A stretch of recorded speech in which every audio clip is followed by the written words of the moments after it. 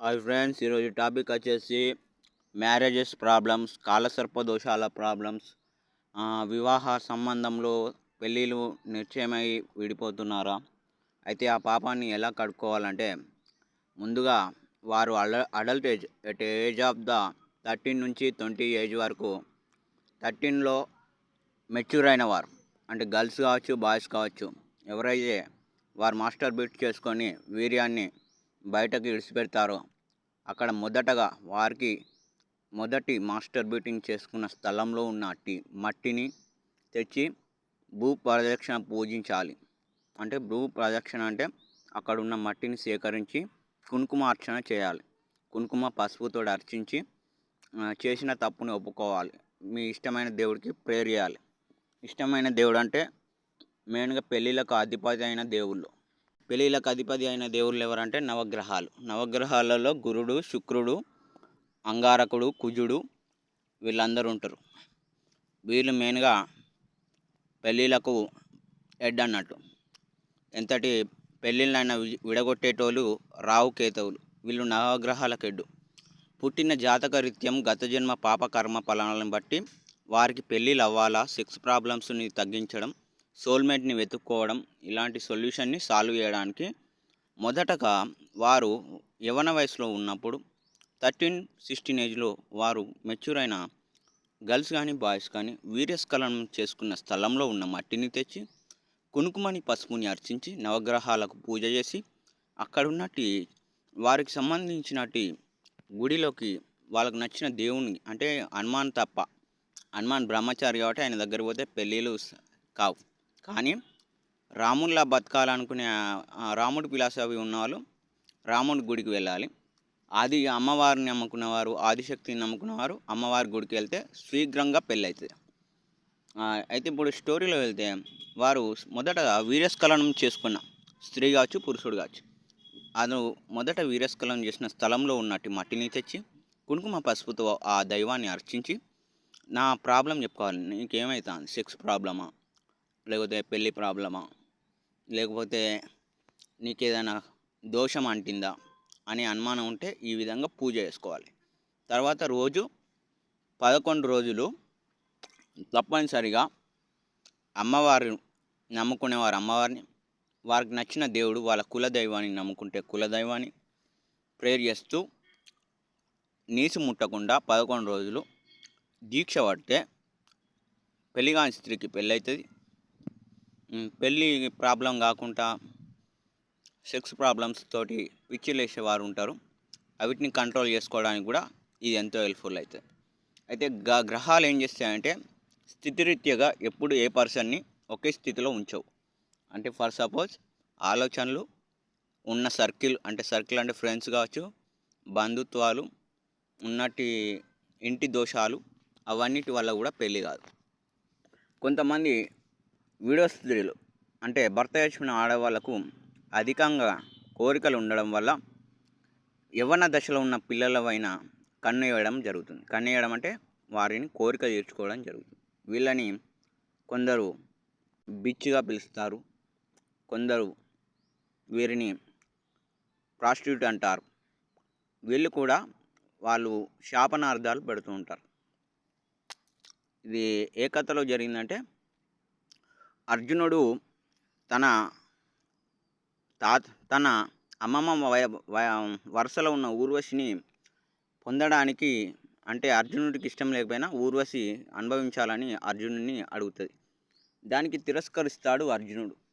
అప్పుడు అర్జునుడిని నపుంసకుడు అయిపో అంటుంది. అంటే ఇక్కడ అర్థం చేసుకోండి, తనకు అమ్మమ్మ వరుస అవుతుందని తనని అలా చేయడం తప్పని తెలుసుకున్న అర్జునుడు నా కోరిక తీర్చలేదని నపుంసకుడు అయిపో అని ఊర్వశి చెప్పించింది. అంటే ఇక్కడ ఊర్వశి ఎంత కామ పిశాచో అర్థమవుతుంది. కానీ ఈమె కోరిక తీర్చకపోతే ఎట్లుంటుందని చేసిన తప్పుకు నేను తప్పని ఒప్పుకుంటాడు. దానికి శ్రీకృష్ణుడి సలహా మేరకు ఇలా జరిగే సంఘటనల కారణం ప్రతిదానికి పరమార్థం ఉంటుందని తనకు వనవాస టైంలో అంటే అజ్ఞాతవాసం సమయంలో ఈ విరాటుడి యొక్క రాజ్యంలో నపుంసకుడిగా గృహన్నల వేషంతో ఉంటాడు. అంటే ఇక్కడ అర్థం ఏంటంటే ఒక స్త్రీ శాపం వల్ల కానీ గత జన్మ కర్మాల ఫలం వల్ల కానీ, వీర్యస్ఖలనం చేసిన స్థలంలో ఉన్నటి గ్రహపీడాలు కానీ, గండాలు కానీ భూదేవికి తెలుస్తాయి. సో అక్కడున్న భూదేవిని ఉన్న మట్టిని సేకరించి పూజిస్తే సత్ఫలితాలు తొందరగా లభించి వివాహం కాని స్త్రీకి వివాహం, వివాహం కాని పురుషుడికి వివాహం, పిల్లలు పుట్టకపోయిన సంతాన ప్రాబ్లాలు తీరుతాయి. అంతేకాకుండా వీటిని పట్టించుకోకుండా ఇప్పుడున్న టెక్నాలజీలో ఐవీఎఫ్ కూడా డెవలప్ అయింది. అంటే టెస్ట్ ట్యూబ్స్ రంగంలో కూడా దశలో పిల్లల్ని కంటున్నారు, కానీ సాటిస్ఫాక్షన్ ఉండదు. ఇదన్నిటికీ కారణం మనం చేసుకున్న గత జన్మము కర్మఫలాల వల్ల అవుతుంది. సో కర్మఫలాలను మార్చుకోవడానికే ఈ పూజ చేయాలి.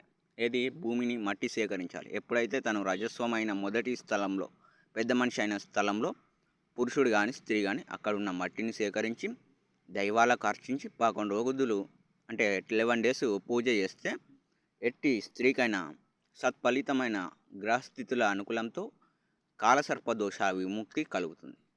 శ్రీకాళహస్తిలో ఇదిని నాగవంశీలో నాగసాధువులు కొందరు దీనిని నిగడంగా దాచారు.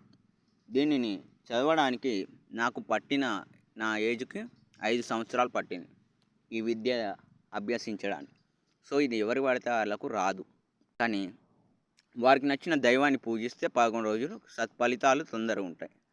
ఎలాంటి శృంగార వాంఛ కోరికలు అధికంగా ఉన్నవారు తగ్గించుకోగలుగుతారు. వాళ్ళలో కాన్సన్ట్రేషన్ అనేది పెరుగుతుంది, యాంగ్జైటింగ్ తగ్గుతుంది, అవేర్నెస్ పెరుగుతుంది, స్లో ఆఫ్ మెంటలైజేషన్ కంట్రోల్ అవుతుంది. ఇది మెయింటెనెన్స్ ఆఫ్ ప్రాసెసెస్ అంటే బాడీలో జరుగుతున్న తిండి మార్పుల వల్ల కూడా జరుగుతున్నట్టు ఇప్పుడున్న ఫుడ్ కల్చర్ వల్ల మనలో ఈ హార్మోన్ ఇంబ్యాలెన్స్ స్టేజ్ జరుగుతుంది. ఈ హార్మోన్ ఇంబ్యాలెన్స్ స్టేజ్కి నేచర్ కనెక్షన్కి, ల్యాండ్ కనెక్షన్కి చాలా సంబంధాలు ఉంటాయి.